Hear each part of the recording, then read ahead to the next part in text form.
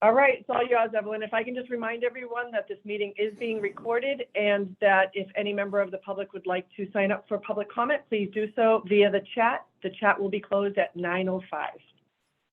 All yours. All right, apologies for being late. We had some technology issues here on our end. Please, can somebody, this construction going behind me, can you guys hear it, or do I have, you don't hear it? We can hear it, but it's not a disaster. Okay. Yeah, it sounds more like a dental chair. So I'll mute myself after I stop talking. All right, so, all right, good morning, everyone, and Happy New Year. So here we go. Let me start with our opening remarks. The trustees of the Boston Public Library reaffirm our commitment to racial equity and to principles of diversity, equity, and inclusion more broadly. The library is formally committed to becoming an anti-racist organization in response to systemic racism, inequity, and injustice prevalent in our society. We acknowledge also that the Boston Public Library Central Library stands on land that was once a water-based ecosystem, providing sustenance for the indigenous Massachusetts people, and it's a place which has long served as a site of meeting and exchange among nations. We are committed to land acknowledgements for all locations at which we operate.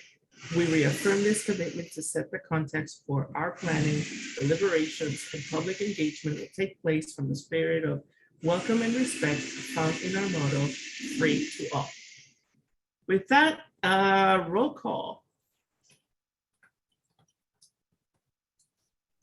I'm just going to read your last name. Arana Ortiz. Present. Paul. Present. Tyler. Present. Hawkins. Present. Rush. Present. And Leonard. Here. Okay, We have a quorum. thank you so much. Next, I need a motion for the approval of the minutes for November 1st, 2022. Can I please get a motion? So moved. Second? Second. All right, any edits, any comments? No? Do you need another roll call, Pamela? Arana Ortiz. Yes. Paul. Yes. Yes. Hawkins. Yes. Rush. Yes. And Leonard. Yes. All right, thank you so much. All right, Ms. Ellen, budget, Good morning. fiscal year 24. Fiscal year 24, can you believe it? So just a little update on where we are with the budget. As folks who have been here for a couple of years know, our budget is typically due to the city the Friday before the King weekend, the King holiday weekend. That budget usually consists of the maintenance request, which it will cost next year to do exactly what we did this year, initiatives, revenues, reforms, and reductions. So a couple of changes this year. The Office of Budget Management is only asking for the maintenance request this Friday. They are asking us to come down for a conversation with OBM staff, with Chief Masso, our cabinet chief, and I believe the new city CFO will be there to discuss our initiatives and how they align with the mayor's priority. That meeting is Friday afternoon, so we'll know a little bit more about what we will be submitting, and I think we will likely submit in the next 2 weeks. The maintenance request will be relatively low. We are we have settled with PSA, but those rates haven't been loaded in yet. So we will go forward with our maintenance request just with expired contracts. So that will probably be around a 1% increase. They will subsequently load in the PSA costs.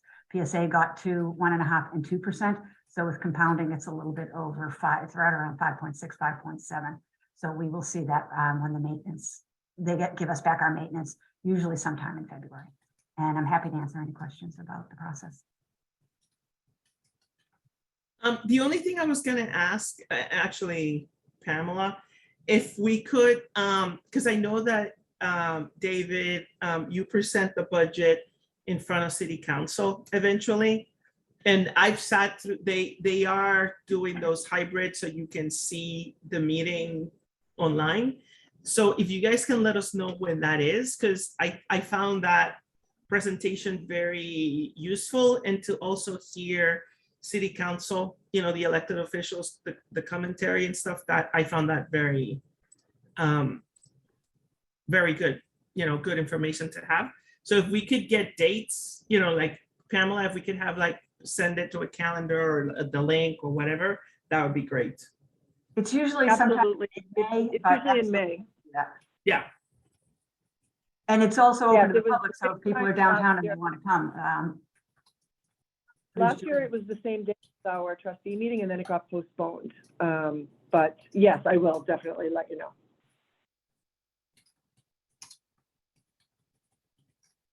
Okay. All right. Any questions about the budget?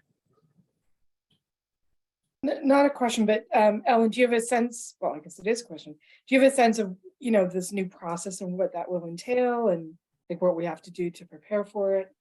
Well, we already prepared in that we've solicited through the division directors and their staff would like what the focus for initiative should be. So we've already costed that out. Once we talk to the mayor's folks, we'll know what ones we want to put through. We'll never get everything we ask for, no one does, but we have had a great few years, a lot of new staff over the last few years, more money for the book budget, more money for security. So I think our initiatives, and David can add to this, I think our initiatives will scale well with what the mayor is looking to do. Yeah, I think the one of the goals of this new process for all, I think it's like 75 city departments that there are, is really to simplify the process at the early stage, and also not ask teams to develop fully written, developed proposals when they might not all be necessary or might not all be ones that go forward. So it's really designed, I think, to drive some efficiency also. As Ellen has stated, in previous years, usually, some version of our initiatives go forward. So I don't believe that we felt that our work was wasted or unnecessary. But for the broader community, there may have been broader departments, there may have been some of that. I also think the idea of having a deep priorities focused conversation with the relevant city colleagues, someone from the mayor's chief of staff, someone from the human services cabinet, the budget, and other stakeholders that would be relevant, means that we should have some tentative understanding of a shared vision of what's to move forward before we put the work into the detailed submission that I assume will still be required. And I think also, as Ellen has said, we've done our own internal administrative due diligence on where we think there are opportunities for, increased investment and some reform or continued improvements. And so that's work that's good for us to do as an organization regardless. And while most of that is geared towards driving what hopefully will become a city submission, given the other revenue sources that we can tap or work with, it also informs our broader set of needs, regardless of which the city goes over. And obviously at the full trustees meeting, this will be a little crisper or a little bit more defined. And so as we get closer to what Evelyn has described as the city council hearing, more and more detail will be shareable with the full trustees for additional input. Very helpful. Thank you, David. Okay. No more questions? All right. Next slide, Jay. All right. And Lynn. Beth, you want to take this? Sure. Good morning, trustees. So this is a vote that is similar to a vote that the Finance and Audit Committee conducted in 2017 to authorize trusted vendors for special collections work. These are 4 vendors with whom we've had significant experience and successful projects over time, that we would like to request that we have authorization to work with each of these for up to $50,000 per vendor in any fiscal year without having to go through a procurement process. In special collections, we don't, for a number of reasons, use low bid ever. The bidding process is not something that we go through. We do go through RFP processes, but in many cases there are vendors, there are only limited vendors who perform this work. And so we have already, through our processes and previous work, vetted these four. The first is Daedalus. They are a firm based in Watertown that focuses on preservation, repair, and restoration of sculpture, architectural ornaments, and decorative objects. They have worked for us previously. They conserved and repatented the Bacant statue in the middle of the courtyard and art and science on the front. The second is Gianfranco Pocabene. He is a conservator who restores paintings, murals, and historic decorations. Some of you may remember that he did the work on the conservation of the Pierre Puvis du Chavannes philosophy panel a number of years ago. The third is Clark Fine Arts. They do specialized art handling, packing, and storage. Their clients include Harvard, ICA, Old State House. They have worked for us in the past doing custom enclosures for three-dimensional objects and paintings, particularly around the rare books move of objects out of that space in preparation for the renovation. And the final vendor is US Art, and they also do art packing, installation, and storage. And work that they've done for us included the transport of the Toulouse-Lautrec works to and from the MFA for our participation in that exhibition in 2019. And so this really enables us, certainly within the expertise in our staff, to do due diligence in terms of getting estimates and quotes, but does not then have the additional step of going through a procurement process beyond the work that my team would do. And in the, in the invite and on the meeting documents, you have the full vendor list. So it's just a matter of adding these four vendors to that list. Exactly. So they would be added on top of the 2017 list.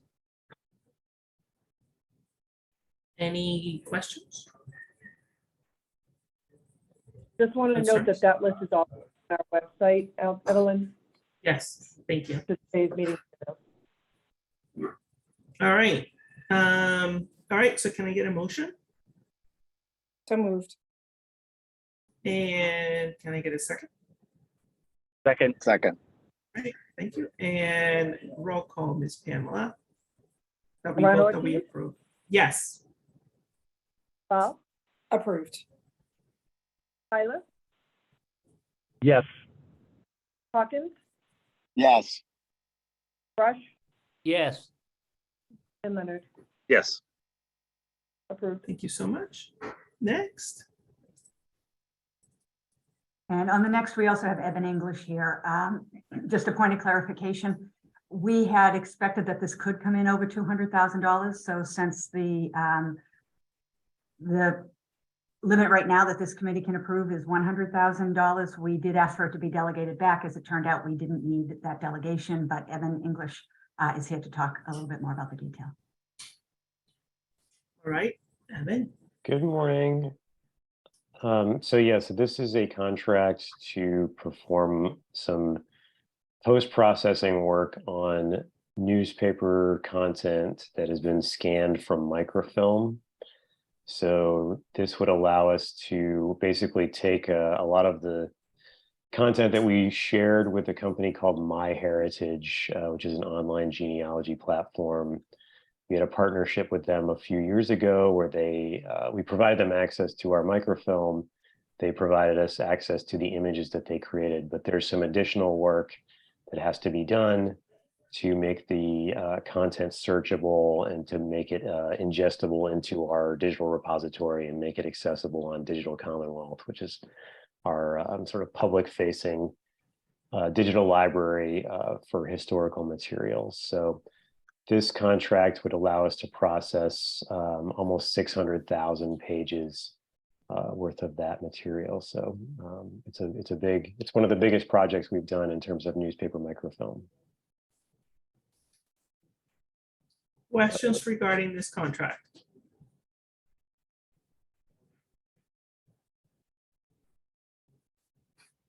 Can you talk a little bit, I know the answer, but I just wanted to get it on record. Can you talk a little bit more about the content itself, the newspaper content that it's getting scanned?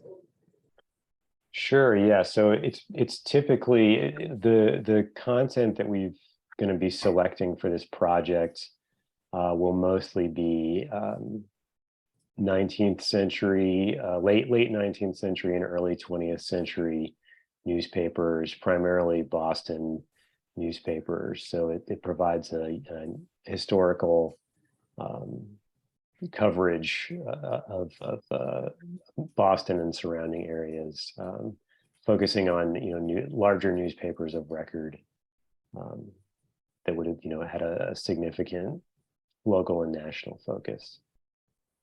And then the scope of the project is basically it's the scan with the metadata behind it so it can be exposed. Is that the scope of the project? Yeah, basically there's some conversion work that has to happen to the images, and then there's also an optical character recognition process that extracts the text to make the content searchable. Yeah.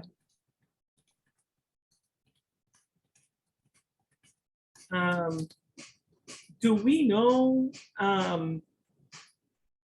the volume that it's getting scanned?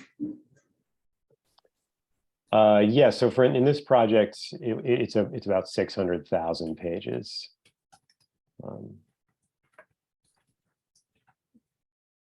right, any more questions? What's the duration of this project? Is it 3 months, 6 months? The goal is to complete the project by the end of the fiscal year. So it's essentially about a 6-month project.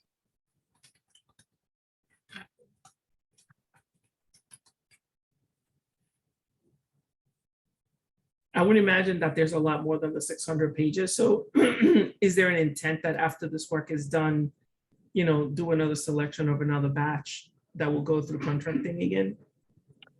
Yes. So there's about, in terms of the number of images that are available from the MyHeritage partnership, it's about 7 million images. So this is kind of just the beginning. And so the funding that we're using from this is coming from the Library for the Commonwealth state budget line. So as we get further and further along with our experience with newspapers, we have a better sense of how much it costs to do these types of projects, and that we're starting to see some discounts as we process more volume. So the idea is that next fiscal year we'll be doing more, another RFP, probably for a bigger amount of content.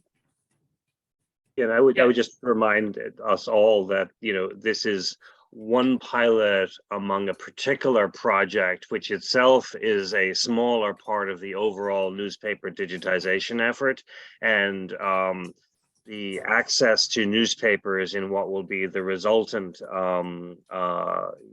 site is probably one of the most requested services by both other entities and libraries and patrons around the state, as is anything else. So this is one more major step forward along a much larger whole that itself is responsive to both making our collections more accessible more broadly, and a specific thing that people are very, very interested in.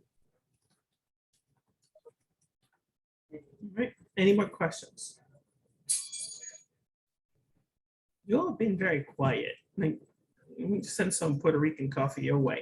All right, so can I get a motion for approve? So moved. So moved. Second? Arano Second. Ortiz, Yes. Val, Yes. John, Yes.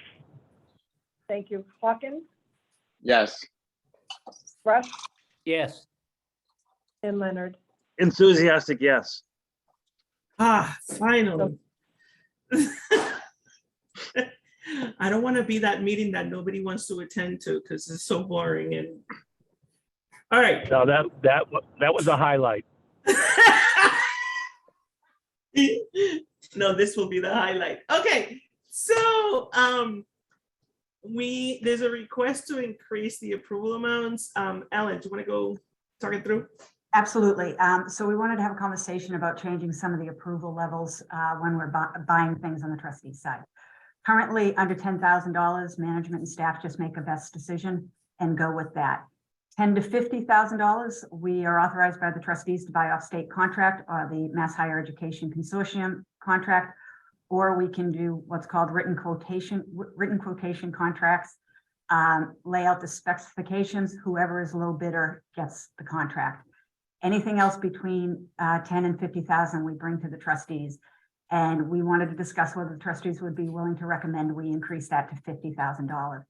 Oftentimes, these are pretty simple requests and they tend to go through with unanimous trustee support. Some of the examples have been, on occasion, we'll ask to offer a consulting contract to a former employee for a transition period, such as Jess Dembro in the office of our HR department.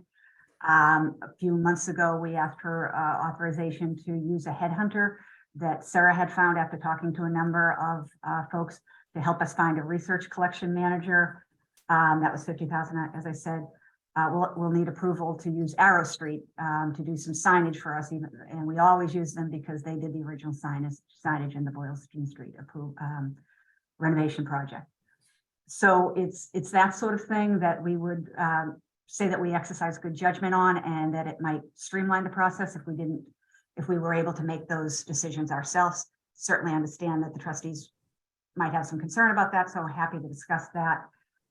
The second change we would like to make is right now this committee has authority to go to $100,000 for final approval rather than go to the trustees. We're suggesting that we increase that to $200,000. And then over $200,000, it would be the same as it has always been for $100,000 and over. So happy to answer any questions or engage in any discussion on that. Commentary, concerns about the recommended. Well, this would be, first of all, the voting to recommend to the trustees. Yes, absolutely. It's to recommend to the trustees this level of approval. Mm-hmm. We're not voting to actually do this. We're saying, yes, we agree, but we want the trustees to weigh in. Yes, it is a recommended vote. Yeah. Anybody have any concerns about this requirement? Would it be possible, Ellen, excuse me, to just have a maybe an ongoing report out to this committee of, Absolutely. yeah, just I feel like just part of the duty, if you will, of this committee is to just be aware of these things, and so just give people an opportunity to ask questions. Absolutely, and we can write that into the vote for the full trustees. Okay. Thank you. Meaning for this new category of the 0 to 50K, it's not a new category, but a new threshold in this Yeah. first category of Yeah, 0 to 50K, exactly. right? Yeah.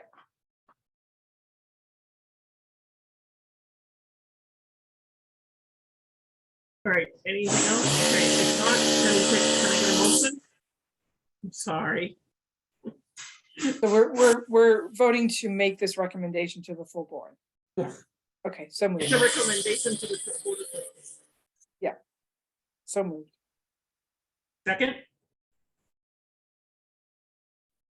Second. Jen? Second. Okay, there we go. Roll call, Pamela. Arana Ortiz, Yes. Bob, Yes. Tyler, Yes. Hawkins, Yes. Rush, Yes. and Leonard. Yes. Thank you. Right. Any new business?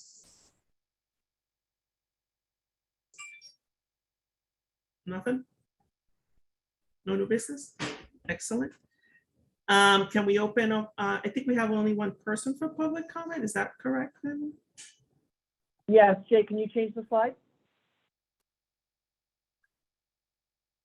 And we only have one public comment. It's Angela DeAngelis. Angela, Jay will open your mic. You have 2 minutes.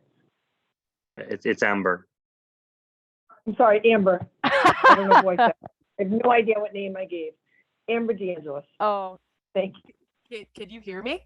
Yes. Oh, awesome. I was just really excited to see the newspaper digitization project highlighted in this meeting. And just wanted to reiterate the fact that a lot of the work that my department does, we handle a lot of the requests that come through for working with the newspaper and microfilm. A lot of that contributes to different scholarship around the world and in different fields. And so I'm really excited that this material is going to be more accessible. And I just am excited to see the new set of projects that we have coming along. So thank you all, and hopefully everyone has a good morning. Thank you, Amber. See, somebody enthusiastic in this meeting. And Amber, would you mind just she's gone already. But Amber is the team leader for research services within library services at the Central Library. So that's why her team gets all of these requests. So just so you have more context there. Thank you, Amber. For joining That's us it? early, and second for your enthusiasm on this project. All right, anything else? Look at that. I'm giving you how much back? An hour back? Did I give an hour back? Look at that. All right, next meeting, it's in March at 8:30, bright and early, and then in May. So thank you all, and have a great week. Thank you. Thank Thank you. you. Bye-bye.